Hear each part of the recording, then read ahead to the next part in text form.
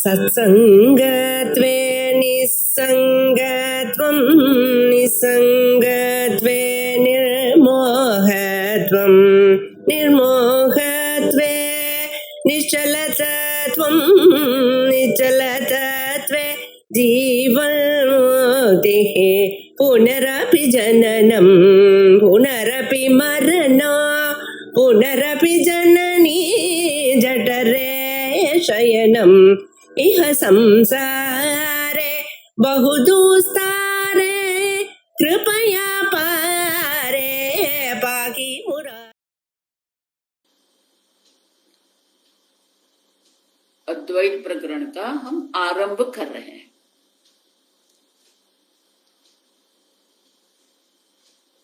अद्वैत प्रकरण क्यों आरंभ कर रहे हैं?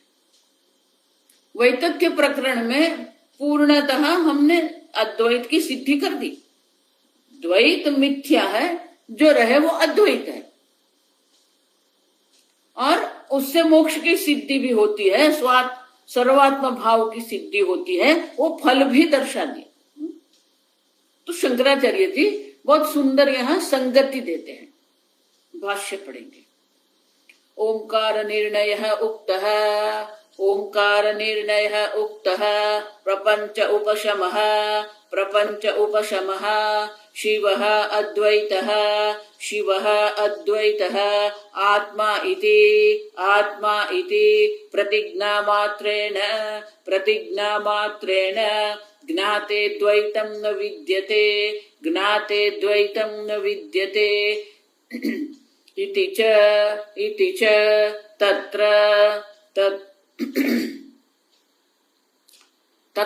तत्र माने कि आगम प्रकरण में, मंत्रों में, और ये वैतथ्य प्रकरण। ओंकार निर्णय उक्तः 12 मंत्रों में और आगम प्रकरण के द्वारा ओंकार का निर्णय किया गया। और वो ओंकार का निर्णय क्या था? प्रपंच उपशमः, संपूर्ण प्रपंच का उपशमः, प्रपंच है ही नहीं। शिवः अद्वैतः आत्मा इति, आत्मा आप स्वयं शिव है, आनंदमय परमानंदमय एक अद्वितीय परमानंदमय आत्मा है। प्रतिज्ञा मात्रेण, वो प्रतिज्ञा है। प्रतिज्ञा मात्र से ही 12 मंत्र में और प्रथम प्रकरण में ये सिद्ध हो गए। वैतथ्य प्रकरण में ज्ञाते द्वैतम न विद्यते, आप देखो। और ये एक बार एक अद्वितीय आत्म तत्व का ज्ञान हो गया। शांतम शिवम अद्वैतम, तो द्वैत है ही नहीं, उसका भी निर्णय कर दिया हमने। तो द्वैत की सिद्धि होती ही नहीं है, ये आगम प्रकरण में हमने सिद्ध कर दिया। उतना ही नहीं, वैतथ्य प्रकरण में द्वैत क्यों नहीं है, तर्क के द्वारा सिद्ध किया गया है। वैतथ्य प्रकरण तर्क अवष्टम्भेन द्वैत वैतथ्य निरूपणं परिसमाप्य, तर्क के द्वारा हमने सिद्ध कर दिया कि द्वैत है ही नहीं। द्वैत का जो अनुभव हम कर रहे हैं, वो अनुभव जो है वो द्वैत को सिद्ध नहीं करता है। अनुभव द्वैत को क्या करता है? वैतथ्य निर्णय निरूपणम। अब द्वैत के मिथ्यात्व का निरूपण जो है, वो निरूपण के द्वारा वो सिद्ध हमने कर दिया। तो आगे शंकराचार्य जी स्वयं कहते हैं, द्वैत अभावः तु वैतथ्य प्रकरणेन स्वप्नमाया गंधर्वनगरादि दृष्टान्तैः दृश्यत्वादि अंतवत्वादि अंतवत्वादि हेतुभिः तर्केण च प्रतिपादितः। शंकराचार्य जी कहते हैं वैतथ्य प्रकरण के द्वारा भी, वैतत्व प्रकरणेन, अब देखो, द्वैत अभावः प्रतिपादितः, अंतिम शब्द, वैतथ्य प्रकरण के द्वारा भी ये जो तर्केण प्रतिपादितः द्वैत अभावः, ये द्वैत का अभाव जो है, माने द्वैत अनुभव में आ रहा है लेकिन है नहीं, आप समझो, तो उनको भी तर्क के द्वारा उनका प्रतिपादन किया गया है, आप समझो। तो प्रथम प्रकरण में हमने देख लिया प्रपंच उपशमः, अब देखो, और द्वितीय प्रकरण में हमने ज्ञाते द्वैतम न विद्यते, ये भी हमने देख लिया। और तर्क के द्वारा, वैतथ्य प्रकरण के द्वारा ये जो भी है, तो प्रतिज्ञा मात्र ने मानी कि प्रतिज्ञा जो किया वैतथ्य प्रकरण में, हमने जो प्रतिज्ञा की थी उसी प्रकरण को द्वितीय प्रकरण के द्वारा हमने सिद्ध कर दिया है। द्वितीय न प्रकरण हेतु दृष्टान्तम आत्मकेन तर्केण च प्रतिपादितः। अब दो प्रकार से, दृष्टांत के द्वारा और हेतु मानी तर्क के द्वारा, ये द्वैत है ही नहीं, वो भी सिद्ध कर दिया हमने। और दृष्टांत भी एक दो नहीं दिए, स्वप्न, अब देखो, जिस प्रकार से स्वप्न दृश्य जो है, स्वप्न जगत जो है वो मिथ्या है, उसी प्रकार से जागृत जगत भी मिथ्या है। क्यों? दृश्यत्वात्, शंकराचार्य जी कहते हैं दृश्यत्वात्। स्वप्न जगत दृश्य है, आदि अंतवात्वादि, आदि माने उनका आरंभ भी है, उनका अंत भी है। स्वप्न जगत का आरंभ होता है, स्वप्न जगत का अंत हो जाता है। जागृत अवस्था का आरंभ है, जागृत अवस्था का अंत है। जागृत अवस्था में जितनी भी वस्तु जो है, जो भी हमारे अनुभव है, सब अनुभव भी क्या है? दृश्यत्वाद, आदि अंतवत्वाद। अब उनका आरंभ भी है, उनका अंत भी है। हेतु भी है, आप समझो, इस तर्क के द्वारा भी हमने ये प्रतिपादन कर दिया है कि एक बार ये एक अद्वितीय शिव परमानंद स्वरूप आत्मा का जिसको ज्ञान हो गया है, उनके लिए द्वैत है ही नहीं। तो प्रथम प्रकरण में एक अद्वितीय परमानंद आत्मा का भी निरूपण हो गया है, द्वैत नहीं है, द्वैतथ्य प्रकरण में सिद्ध हो गया है। तो अब ये तीसरे प्रकरण की आवश्यकता क्या है? तृतीय प्रकरण आकांक्षा पूर्वकम अवतारयति। अब तो आकांक्षा मन में रहेगी कि ये तीसरा प्रकरण जो है, ये तृतीय प्रकरण का आरंभ क्यों किया गया है? तो शंकराचार्य जी स्वयं कहते हैं अद्वैतम किम आगम मात्रेण प्रतिपत्तव्यम आहोस्वीत तर्केण अपि इति अतः आह शक्यते तर्केण अपि ज्ञातुम्।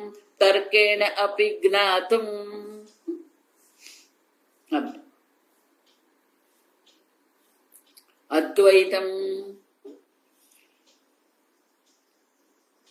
किम आगम मात्रेण, आकांक्षा पूर्वक शंकराचार्य जी कहते हैं कि किम आगम मात्रेण अद्वैतम प्रतिपत्तव्यम, क्या अद्वैत जो है आगम मात्र से, वेदांत प्रमाण मात्र से ही प्रतिपत्तव्य, ज्ञान जानने योग्य है क्या?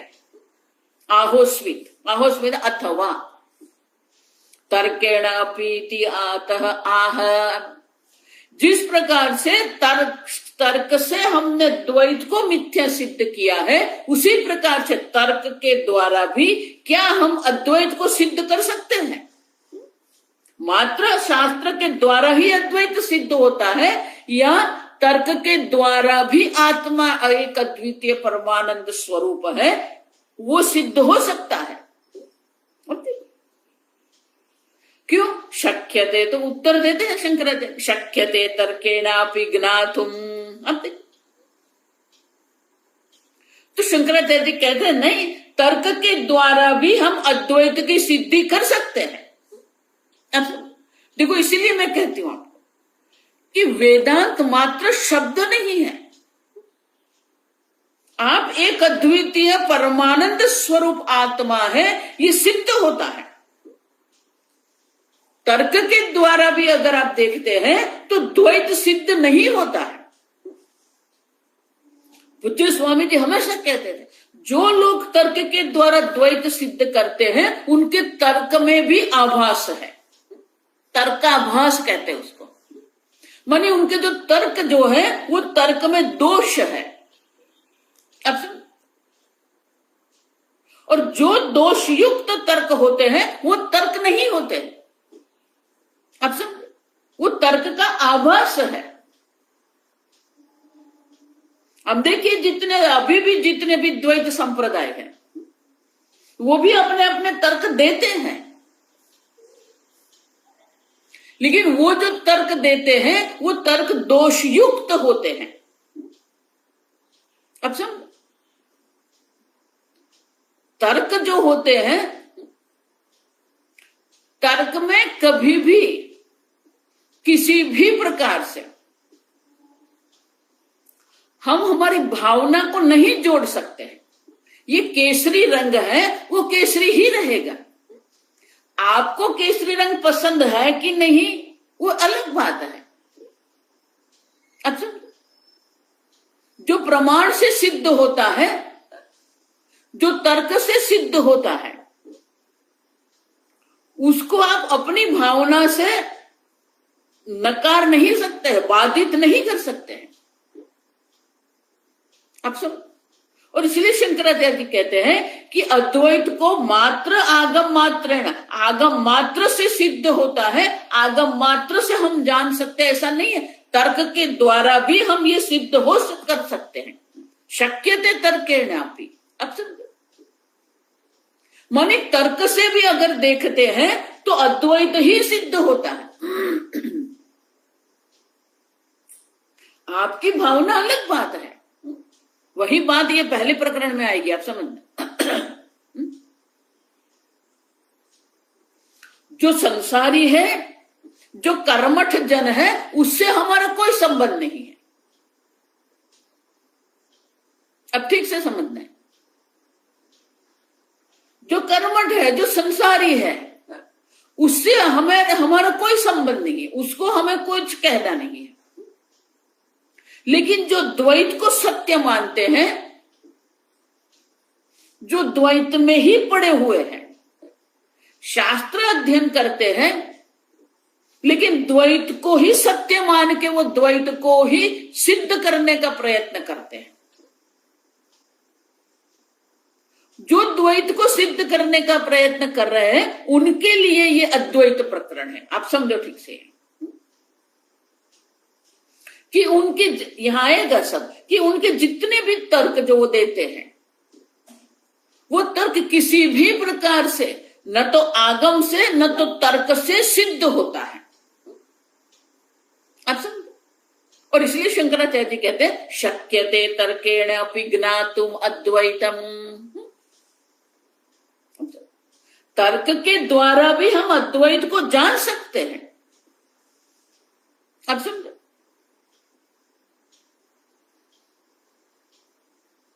तो बोले नहीं नहीं, ऐसा क्यों कहते हो आप तो शास्त्र से विरुद्ध जा रहे हैं। क्यों? क्योंकि कठोपनिषद में क्या कहा है, नैषा तर्केण मति आपनीया इति श्रुति अद्वैतम कथम तर्केण ज्ञातुम शक्यम। अब श्रुति माता यमराजा स्वयं कह रहे हैं, एषा मति, ये जो ज्ञान है, तर्केण न आपनीय, तर्क से कभी भी सिद्ध नहीं होती है। और आप कहते हो कि तर्क से सिद्ध होता है अद्वैत, तो आप श्रुति से विरुद्ध जा रहे हैं क्या? आप समझ। और इसीलिए शंकराचार्य जी स्वयं ये प्रश्न करते हैं,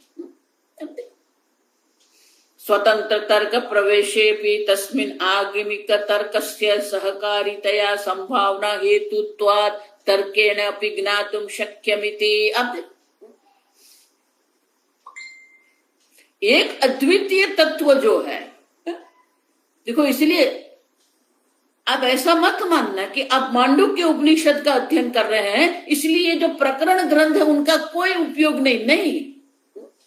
तत्वबोध जो है या आत्मबोध जो है, साधन पंचक जो है, सब एक अद्वितीय तत्व की ही बात करते हैं। उसको कभी भी आप छोटा मत समझना।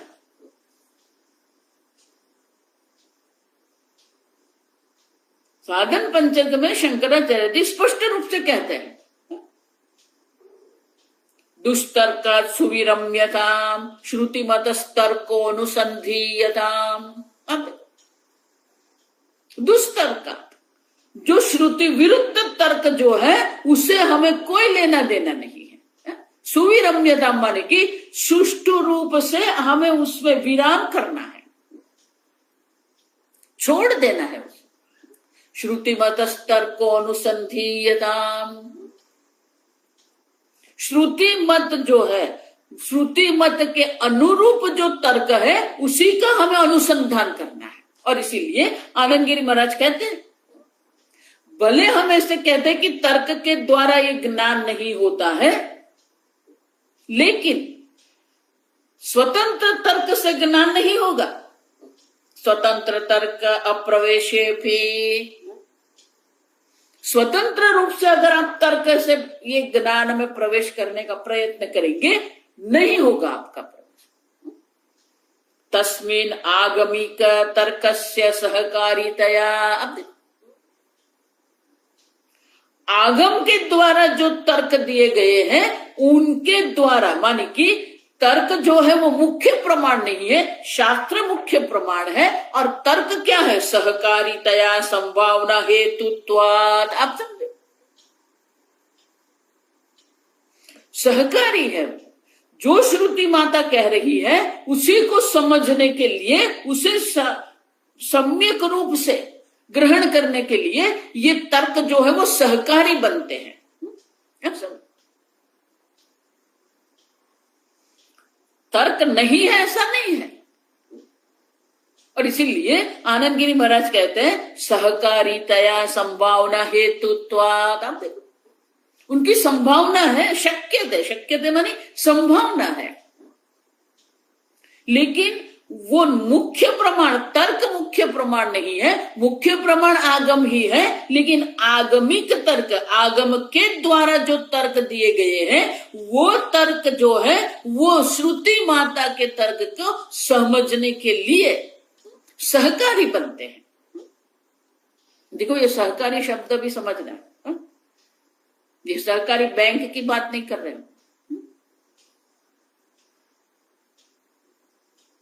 मिट्टी के लिए निमित्त कारण कुम्हार है और उपादान कारण जो है वो मिट्टी है। घड़े के लिए दो कारण है, मिट्टी है और कुम्हार है। निमित्त कारण है, उपादान कारण है। आप समझो ये ठीक से। लेकिन कुम्हार सीधे सीधे ही ऐसे घड़ा बना देगा? नहीं। घड़े को बनाने के लिए मिट्टी भी है, जल भी है, कुम्हार भी है। मिट्टी से क्या घड़ा बन जाएगा? नहीं। अब दंड और चाक की जरूरत, चक्र की आवश्यकता है। अब चक्र जो है वो चक्र भी की भी आवश्यकता है और चक्र को घुमाने के लिए दंड की भी आवश्यकता है। तो दंड और चक्र जो है उसे सहकारी कारण कहते हैं। ये शब्द समझ लो आप। आजकल तो इलेक्ट्रिकल मोटर आ गई, वो इलेक्ट्रिकल मोटर से ही बनाते हैं उसको। उसको दंड चक्र की आवश्यकता नहीं, लेकिन चक्र की तो आवश्यकता है ना, दंड की आवश्यकता नहीं है। वो चक्र तो है, वो चक्र घुमाने के लिए पहले दंड का प्रयोग करते थे, अब जो है विद्युत का प्रयोग करते हैं। अब समझो, वो चक्र में जो गति जो है, गति से ही वो गोल बनते हैं, तो उसे हम सहकारी कारण थे। उसी प्रकार से ब्रह्म ज्ञान तो आगम प्रमाण से ही होता है, लेकिन आगम प्रमाण को सम्यक रूप से ग्रहण करने के लिए हमें तर्क की आवश्यकता है, और उसी लिए ये तर्क जो है वो सहकारी कारण है।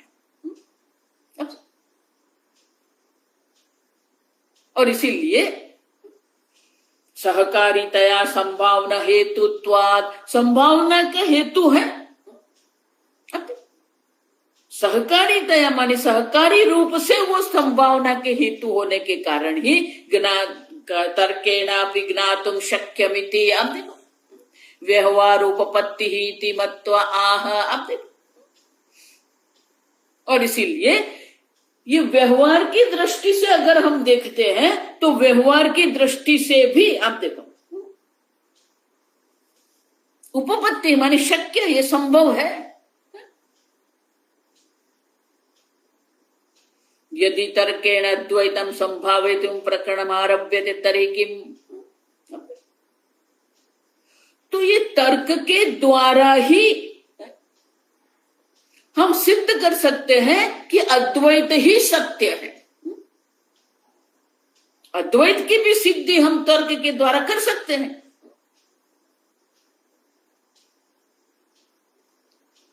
तो बोले ठीक है, आगम के द्वारा आपने अद्वैत की सिद्धि कर दी है, और वैतथ्य प्रकरण के द्वारा आपने द्वैत को मिथ्या सिद्ध कर दिया है, बात खत्म। तो शंकराचार्य जी स्वयं कर तत्कथम तत्कथम इति अद्वैत प्रकरणम आरभ्यते, इति अद्वैत प्रकरणम आरभ्यते। अब देखो, तो बोले ठीक है, तर्क के द्वारा आपने द्वैत को मिथ्या सिद्ध कर दिया है, तर्क के द्वारा आपने आगम प्रकरण के द्वारा आपने अद्वैत को भी सिद्ध कर दिया है। तो फिर ये नया अद्वैत प्रकरण कथम आरभ्य थे, क्यों उनका आरंभ आप कर रहे हैं?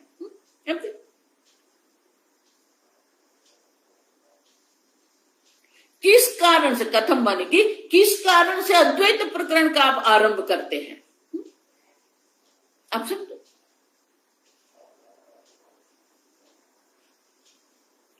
तो शंकराचार्य जी स्वयं कहते, मैंने आगे कहा ना कि जो कर्मठ है, जो स्वर्ग परायण है, स्वर्ग परायण माने कि यहां से अन्य लोक में गति के लिए जो कर्म कर रहे हैं।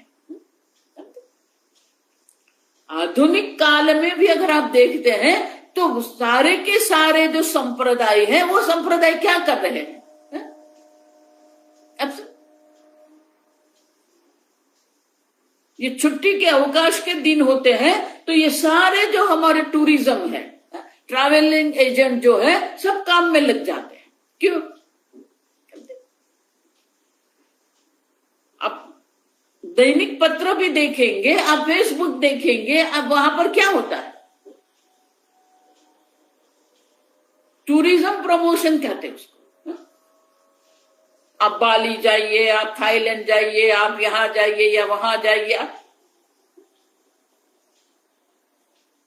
पूज्य स्वामी जी बहुत स्पष्ट रूप से कहते थे कि ये जो संपूर्ण कर्मठ शास्त्र जो है, यहां तो ये द्वैत संप्रदाय जितने भी हैं, प्राचीन काल के हो या आधुनिक काल के, सब लोग क्या कर रहे हैं?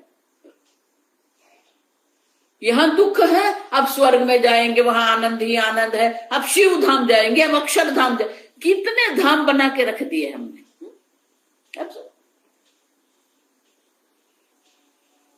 तो ये जितने भी हैं, अब इस प्रकार का ध्यान करो, आप वो प्रकार का ध्यान करो, आप उस लोक में जाएंगे, वहां आपको आनंद ही आनंद मिलेगा। दूसरे अध्याय में भगवान स्पष्ट रूप से कहते हैं, निंदा करते हैं उसकी। यामिमां पुष्पितां वाचं प्रवदन्ति विपश्चितः वेदवादरता पार्थ नान्यदस्तीति वादिनः। अन्य कुछ है ही नहीं, ऐसे ही बोलते वो लोग। क्यों? स्वर्ग काम पराहते, स्वर्ग काम। ये जितने भी संप्रदाय वो एक विशेष प्रकार के धाम की, ये विशेष प्रकार के लोक की बात करते हैं। अब समझो, इस प्रकार का आप ध्यान करो, इस प्रकार की उपासना करो, आपको ये लोक की प्राप्ति होगी। संपूर्ण द्वैत संप्रदाय भी क्या है? वैकुंठ लोक है, गोलोक धाम है। आप समझो, तो शंकराचार्य जी कहते हैं ये अद्वैत प्रकरण का आरंभ क्यों कर रहे हैं हम? भले अद्वैत की सिद्धि भी हो गई है, द्वैत के मिथ्यात्व की भी सिद्धि हो गई है, फिर भी ये जो द्वैत संप्रदाय जो है, वो द्वैत संप्रदाय का वाद करना आवश्यक है, क्योंकि वो भी आगम से ही चल रहे हैं, वो भी शास्त्र को ही पकड़ के बैठे हैं, लेकिन शास्त्र के द्वारा वो द्वैत को सिद्ध करने का प्रयत्न करते हैं, और इसीलिए तर्क के द्वारा हम अद्वैत की सिद्धि करेंगे। अब समझो,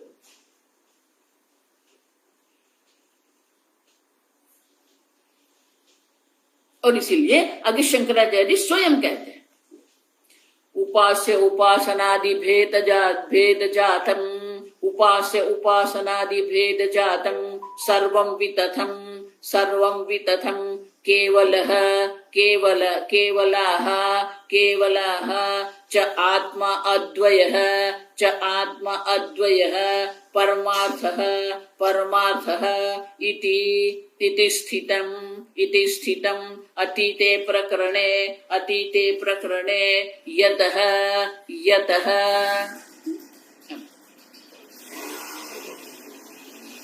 आप जिसको उपास्य उपासनादि भेद जातम सर्वम वितथम, अब देखो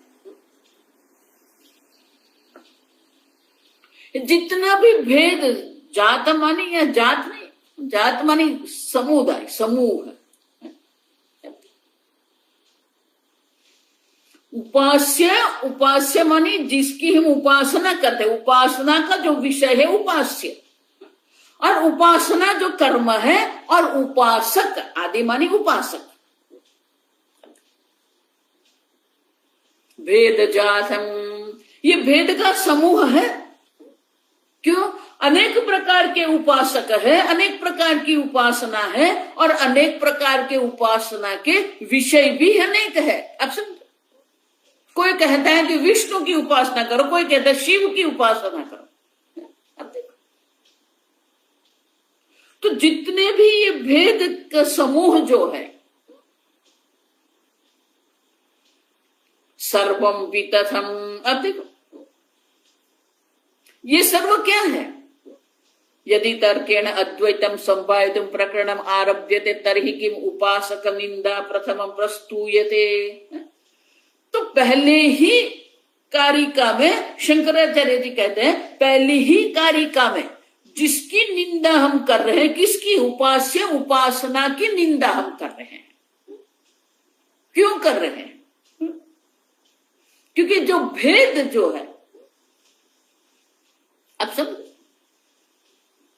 भक्त और भगवान के जो भेद बुद्धि जो है, उपास्य और उपासना और उपासक का जो भेद है, वो भेद में ही बैठे रहते हैं।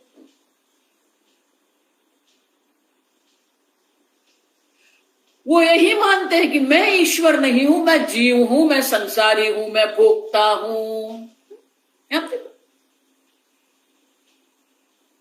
मैं कर्ता भोक्ता हूं, मैं जीव हूं, मैं संसारी हूं। वो भगवान है, सर्वज्ञ है, सर्वशक्तिमान है। अब समझ, किसी भी उपासना या किसी भी भक्ति का ये मुख्य जो उनका जो सिद्धांत है, वो सिद्धांत यही चलता है, मैं जीव संसारी हूं, वो सर्वज्ञ परमात्मा है।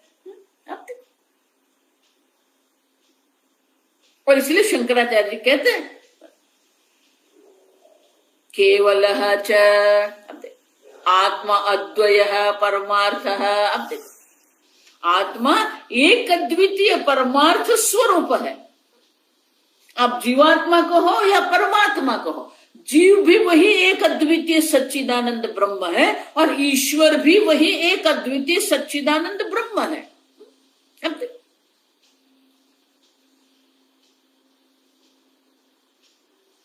तो व्यवहार उपपत्ति जो है, जो व्यवहार हमारा हो रहा है, ये भगवान है, मैं भक्त हूं, मैं भक्ति कर रहा हूं, ये जो भक्ति जो है, तो उपासना के जितने भी व्यवहार हम कर रहे हैं, वो जितना भी हमारा व्यवहार जो है, वो व्यवहार किस आधार पर है? उपास्य उपासक भेद जातम। तो वो भेद से ही हम चल रहे हैं। और शंकराचार्य जी कहते हैं वो जो भेद बुद्धि करके हम बैठे हैं, वो भेद बुद्धि की निवृत्ति के लिए ही ये नए प्रकरण का हम आरंभ करते हैं। नए प्रकरण के आरंभ की आवश्यकता क्यों है हमें? अब समझो, क्योंकि एक अद्वितीय परमात्मा तत्व जो है, उसमें न उपास्य और उपासना का कोई भेद नहीं है। आप समझो, छांदोग्य उपनिषद देखो, बृहदारण्यक उपनिषद में देखिए आप,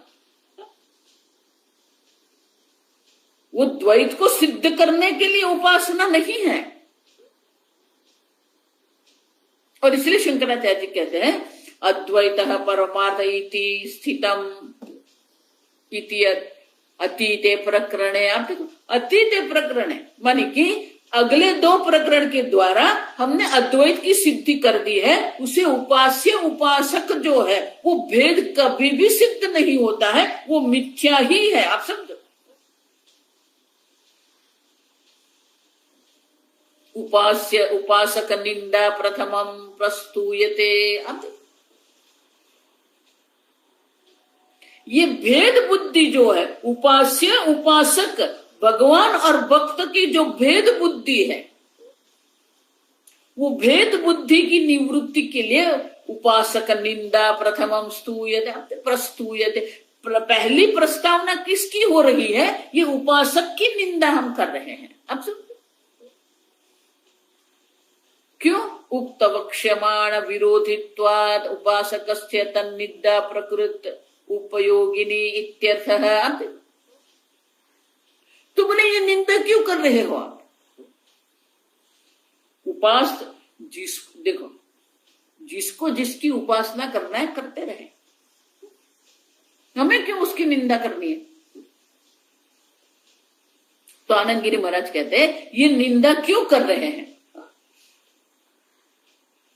उक्त वक्ष्यमाण विरोधित्वाद उपासकस्य तन्निंदा प्रकृत उपयोगिनी।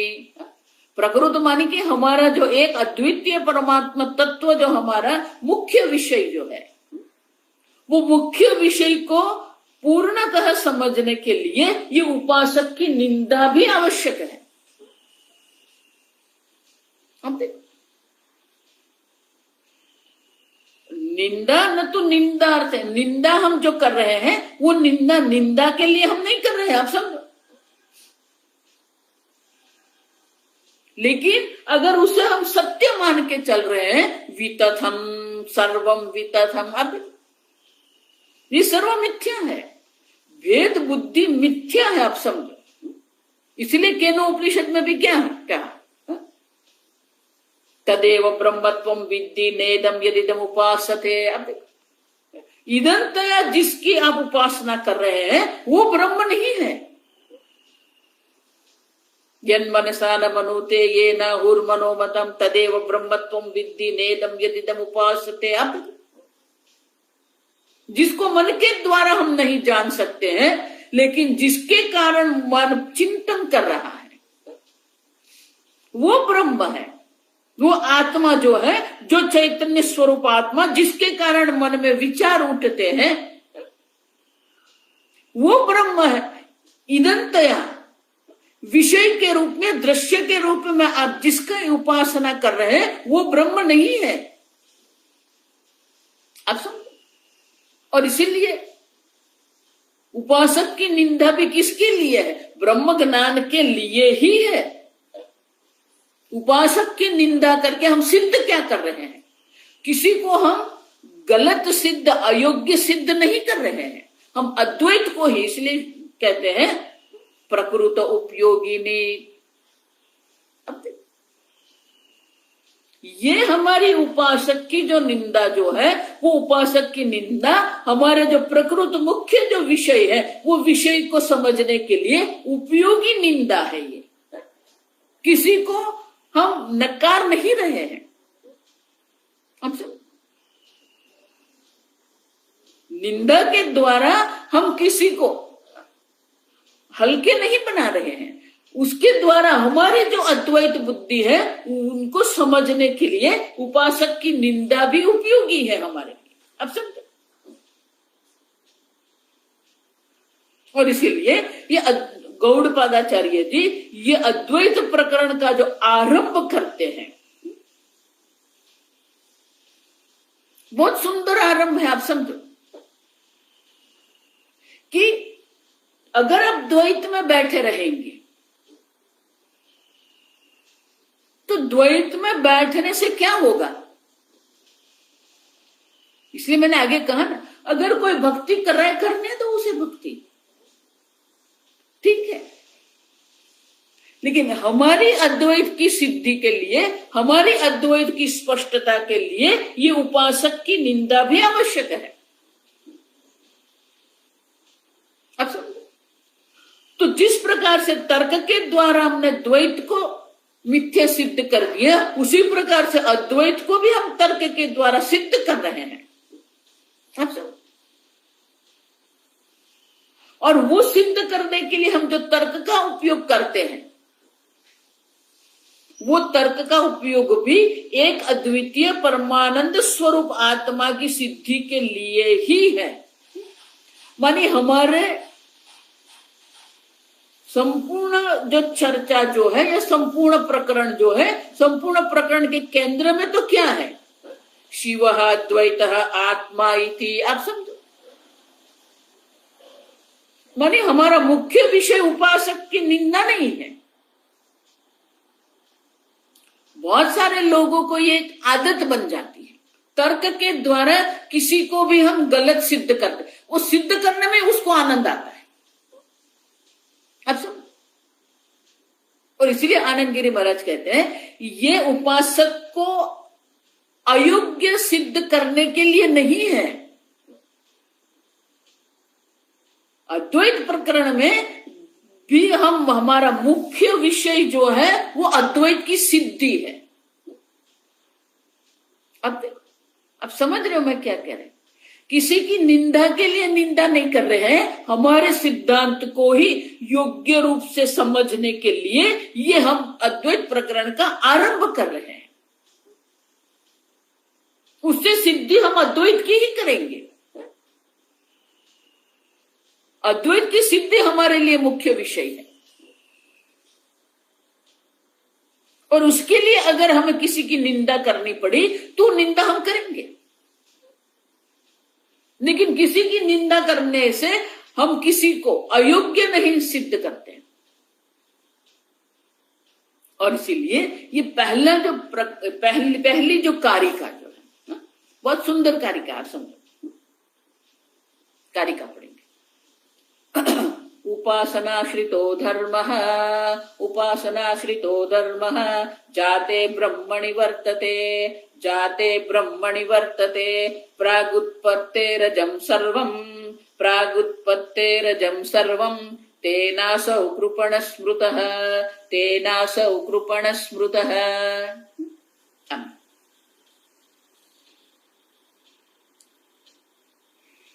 उपासना आश्रितः धर्मः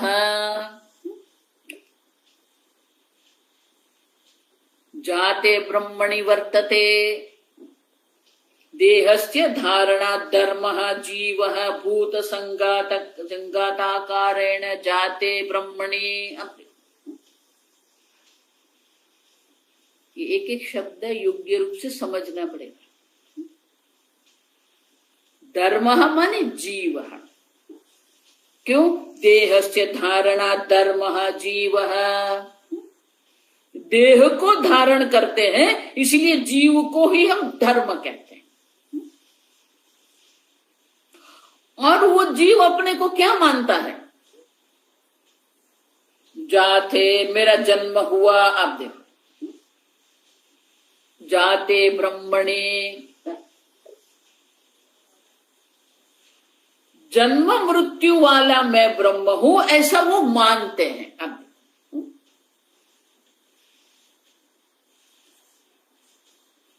ये ब्रह्म को भी क्या है? जगत के रूप में ये ब्रह्म है। अब देख, तो जीव के रूप में भी मेरा जन्म हुआ ऐसा मानते हैं, जगत के रूप में ब्रह्म का जन्म हुआ, जाते ब्रह्मणि वर्तते। अब देख,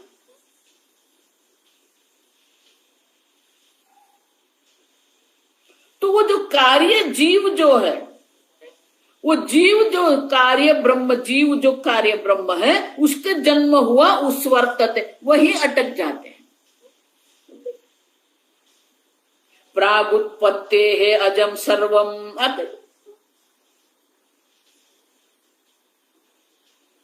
उत्पत्ति के, ये जगत की उत्पत्ति के पहले ये अजम ब्रह्म था, अब वो जाते ब्रह्मणि। अब देखो, ब्रह्म एव जगदात्मना परिणीतम तत्पुनः ब्रह्म दृष्टि उपास्यमानम ब्रह्म संपद्यते इति मन्यते।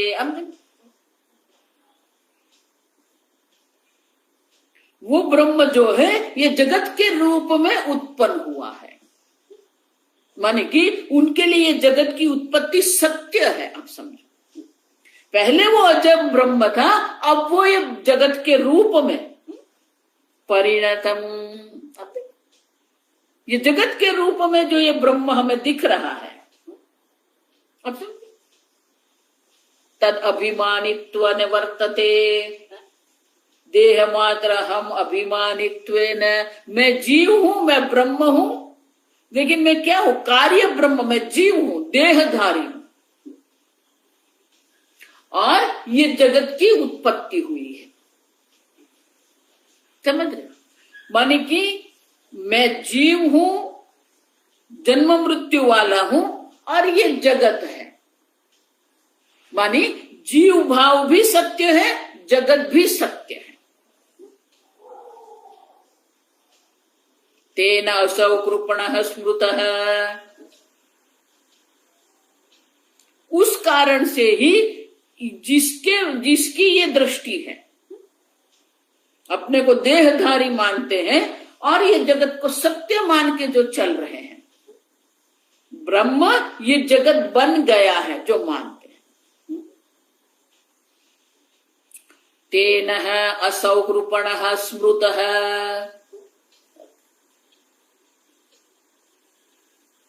ये सब कृपण है, दीनहीन है। आप देखो, कृपण का किसको कहते हैं? आपके पास साधन है, आपके पास धन है, आपके पास विषय है, भोग है, लेकिन अगर आप उनका उपयोग नहीं करते तो उसको कृपणता, कंजूस जो कहते हैं। तो भगवान ने हमें बुद्धि दी है, बुद्धि किसके लिए है? बुद्धि का उपयोग नहीं करे, इसलिए वो सब कृपण है। आप सब कृपण स्मृत है। आप तत्वदर्शी जो है, वो तत्वदर्शी जो है, वो सब उनको कृपण कहते हैं। आप सब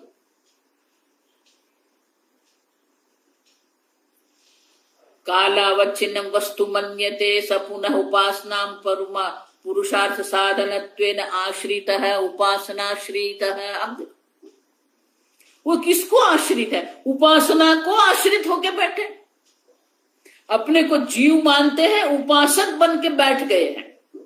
तदेव ब्रह्म प्रतिपत्स्य, वो उपासना ब्रह्म की करते हैं, लेकिन मैं उपासक हूं, ये उपास्य ब्रह्म है। अब देखो, तो ब्रह्म को भी क्या कर दिया? ये ब्रह्म उपास्य है, मैं जीव उपासक हूं। शरीर पाताद ऊर्ध्वम ब्रह्म प्रतिपत्स्य यतः मिथ्या ज्ञानवद्वान। मैं उपासक हूं, ये ब्रह्म जो है वो उपास्य है, और ये उपासना के द्वारा जब शरीर पाता ऊर्ध्वम, शरीर का पतन हो जाएगा, वो मैं ब्रह्म की प्राप्ति कर लूंगा। अब माने कि ब्रह्म को भी वो प्राप्त योग्य मानते हैं, अभी अप्राप्त है, और शरीर के देह के पतन के बाद मुझे वो प्राप्त हो जाए। और इसीलिए मिथ्या ज्ञानवान अवतिष्ठते तेन असौ कृपणः अल्पकः। अल्प बुद्धि है उनकी, और इसीलिए ये सब कृपण है। स्मृत, स्मृत माने कि ब्रह्मवादी जो है, जो तत्वदर्शी जन है, वो उसे कृपण कहते हैं। अच्छा, क्यों? उपासनाश्रित है, क्योंकि वो उनकी दृष्टि जो है, उनका जीवन जो है उपासना के आश्रित है। उपासना भी हमारे लिए उपयोगी है, हम ऐसा नहीं कहते कि उपासना का कोई उपयोग नहीं है। ध्यान का भी उपयोग है हमारे, लेकिन वो हमारे जीवन का लक्ष्य नहीं है, क्योंकि वो भेद बुद्धि है वहां पर। और इसलिए शंकराचार्य जी ने कहा कि उपासक उपास्य की भेद बुद्धि जो है वो भी मिथ्या है। जो सिद्ध होता है वो एक अद्वितीय ब्रह्म सिद्ध होता है। और इसीलिए गौड़पादाचार्य जी कहते हैं कि ये जो उपासना के आश्रित होके जो जीव बैठे हैं, जो भक्ति है, उपासना है, कृपण है, वो सब कृपण है। आप सब, क्योंकि जो एक अद्वितीय तत्व आपके सामने है, उनकी आप अवगणना कर रहे हैं। बुद्धि ग्राह्य मतीन्द्रिय, बुद्धि के द्वारा एक अद्वितीय ब्रह्म को आप ग्रहण कर सकते हो, फिर भी आप उसकी अवगणना कर रहे हैं। समझ रहे? कृपण क्यों है वो? क्योंकि वो जो है उसकी अवगणना करते हैं, और जो नहीं है उसी को वो सत्य मान के चल रहे हैं। माने कि वो तात्विक दृष्टि की अवगणना कर रहे हैं, इसीलिए सब कृपण है। भाष्य। उपासनाश्रितः उपासनाश्रितः उपासना उपासना उपासनाम् आत्मनः मोक्ष साधनत्वेन उपासनाम् आत्मनः मोक्ष साधनत्वेन गतः गतः उपासकः उपासकः अहं मम उपास्यं ब्रह्म। उपासना के आश्रित जो है, क्यों? उपासनम आत्मनः मोक्ष साधनत्वेन गतः, वो ऐसा मानते हैं कि उपासना ही मोक्ष का साधन है। आत्मनः मोक्ष साधनत्वेन उपासनाम, उसने मान लिया है कि उपासना के द्वारा ही मोक्ष की सिद्धि होगी। मानी कि उपासना को ही वो मोक्ष का साधन मानते हैं। और वो क्या सोचते हैं? अहम उपासक है, मैं उपासक हूं, मम उपास्यम ब्रह्म, ये ब्रह्म मेरा उपास्य है। ये भेद है आप सब। जो उपासना को ही मोक्ष का साधन मानते हैं, माने उनका जीवन उपासना के आश्रित है। देखो, इसलिए मैंने कहा कि जितने भी ये भक्ति संप्रदाय है, जितने भी ये ध्यान के संप्रदाय, उपासना के संप्रदाय है, आजकल बहुत सारे चल रहे हैं, वो सबका यही मानना है कि मैं जीव हूं, मैं उपासक हूं और ब्रह्म उपास्य है। और वो जो ब्रह्म है वो क्या है? तद उपासनम कृत्वा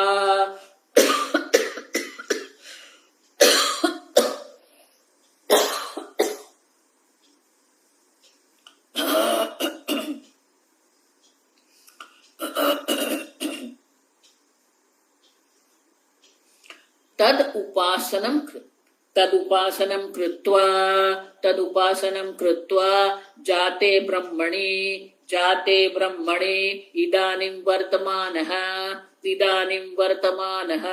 अजं ब्रह्म शरीरपाताद् ऊर्ध्वं प्रतिपत्स्ये प्रागुत्पत्तेः अजम् इदं सर्वम् अहं च।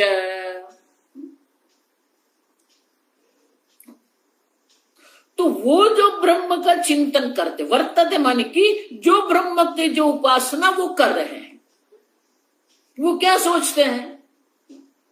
उपासनम कृत्वा जाते ब्रह्मणि इदानीं वर्तमानः। अब देखो, इदानीं वर्तमान काल में वो क्या करते हैं? वो ब्रह्म की उपासना करते हैं। आप समझो, वो ब्रह्म की उपासना करते हैं। जाते ब्रह्मणि वर्तते, वो कहां स्थित है? जाते ब्रह्मणि माने कि ये कार्य ब्रह्म जो जीव भाव है, वो जीव भाव में वो बैठे हैं। मैं उपासक हूं, ये जगत सत्य है। अब देखो, तो वर्तमान काल में वो जो ब्रह्म का चिंतन कर रहे हैं, जाते ब्रह्मणि। अब देखो,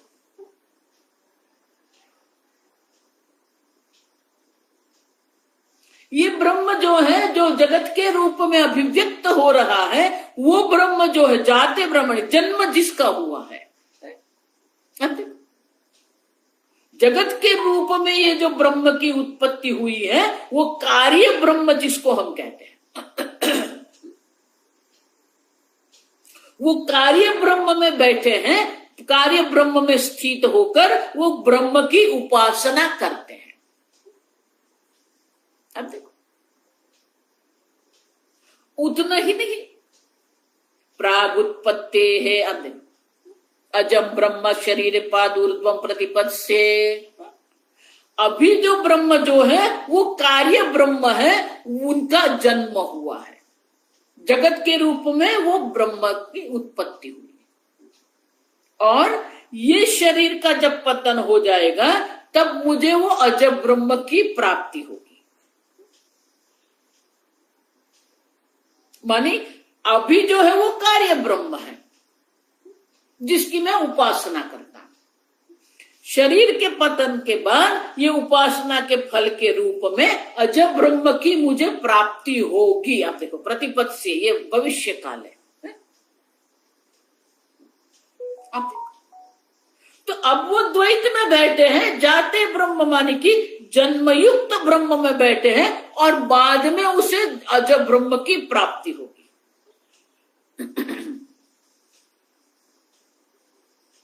और वो जो ब्रह्म है वो क्या है? प्रागुत्पत्ति है। अब देखो, ये जगत की उत्पत्ति के पहले अजमिदम सर्वम अहं च, ये सब अजब ब्रह्म था। अब देखो, प्राग उत्पत्ति के पहले मैं भी अजब ब्रह्म था, ये जगत भी अजब ब्रह्म था। लेकिन अभी वो क्या है? कार्य ब्रह्म है, वो सत्य है। समझ रहे? जीव भी सत्य है और ये जगत भी सत्य है। ये उनकी मान्यता है। अब सब ऐसे जो सोचने वाले जो है, ऐसे जो विचार करने वाले, जो उपासना के आश्रित जो है, और वो उपासना कर जो रहे हैं, किस प्रकार से उपासना करते हैं, तो शंकराचार्य जी आगे कहते हैं, यदात्मकः अहम प्रागुत्पत्तेः इदानीं जातः जाते ब्रह्मणि च वर्तमाने उपासनया पुनः तदेव प्रतिपत्स्ये इति एवं उपासनाश्रितः धर्मः साधकः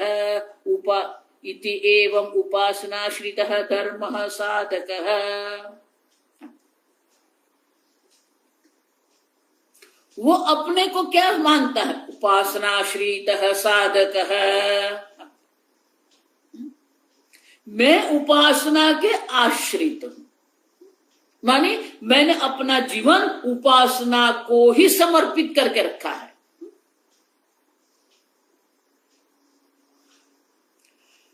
प्राग उत्पत्ति के पहले इस प्रकार का मैं था, अब क्या है? इदानीं जातः। अब देखो, अभी उनकी उत्पत्ति हुई। अब देखो,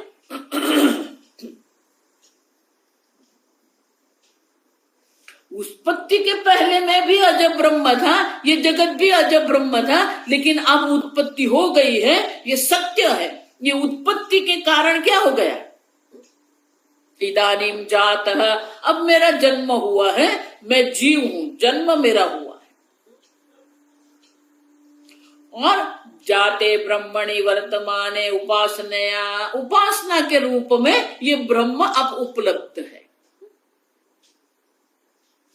वही ब्रह्म का तदेव प्रतिपत्स्ये इति, वही ब्रह्म की मुझे प्राप्ति हो जाएगी। इति एवं उपासना धर्मः साधकः। तो ये जो साधक जो है, वो उपासना को आश्रित होकर बैठा है और वो मानता है कि अब मेरा जन्म, अभी मेरा जन्म हुआ है, ये कार्य ब्रह्म की उत्पत्ति हुई है और उपासना के द्वारा पुनः मुझे वो अजब ब्रह्म की प्राप्ति हो जाएगी। स्वामी जी उसको ऐसे कहते थे कि जो वर्तमान में उपलब्ध है उनकी आप अवगणना करते हो और आप भविष्य में बैठे हैं। प्रतिपत्स्य माने क्या है? वो अजब ब्रह्म की प्राप्ति, शरीर के पतन के बाद मुझे अजब ब्रह्म की प्राप्ति होगी। माने अजब ब्रह्म को उसने भविष्य काल में रख दिया है। आप समझ नहीं? गीता में भगवान ने यह तर्जितः सर्ग, यहां इसी मनुष्य जन्म में हमें वो ब्रह्म की प्राप्ति करनी है। अब समझे? उपासना वाले ये सोचते हैं कि मेरी उपासना के फल के रूप में शरीर के पतन के बाद मुझे वो अजब ब्रह्म की प्राप्ति होगी, ये उनका विचार है। अच्छा, अब मैं जीव बन गया हूं, मैं जीव हूं, मैं करता हूं, मैं भोगता हूं। उपासना के द्वारा मुझे ब्रह्म की प्राप्ति होगी। और इस प्रकार से वर्तमान काल में वो द्वैत में बैठे हैं, जीव भाव में बैठे हैं और ब्रह्म को उपास्य बना के रख दिया है। अब तो वो अपने को अब क्या मान रहा है? मैं जीव हूं, मैं उपासक हूं, मैं साधक हूं और ब्रह्म उपास्य है। माने कि ये द्वैत में बैठे हैं, उपास्य उपासक के द्वैत बुद्धि में वो बैठे हुए हैं। आगे हम कल देखेंगे।